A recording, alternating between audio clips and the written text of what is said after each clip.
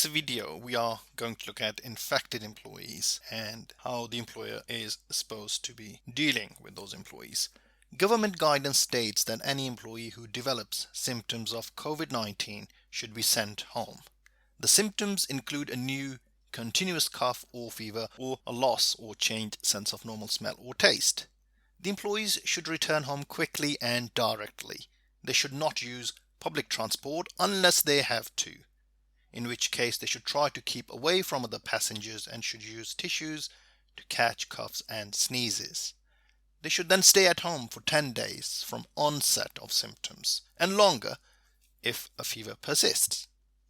If someone with coronavirus symptoms comes into a workplace, the workplace does not necessarily have to close.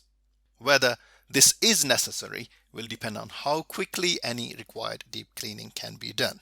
The general duty to protect the health and safety of other employees mean that employers will, in most cases, need to keep an employee with suspected COVID-19 infection away from the workplace until the risk has passed, whether after 10 or more days or on receipt of a negative test result.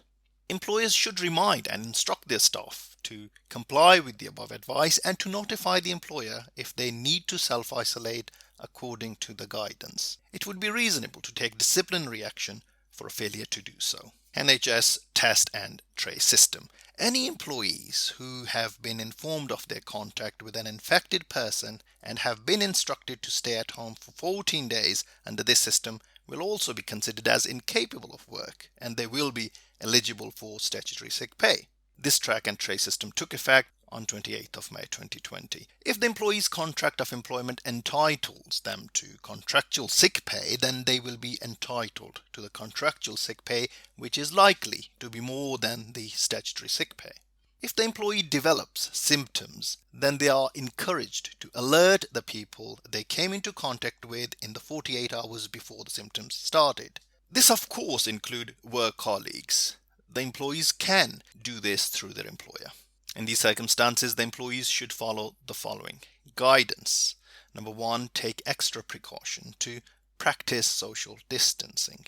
Number 2, keep a close watch on possible COVID-19 symptoms, for example, new and continuous cough and or a fever. Number 3, avoid high-risk individuals, for example, those with respiratory issues and senior citizens.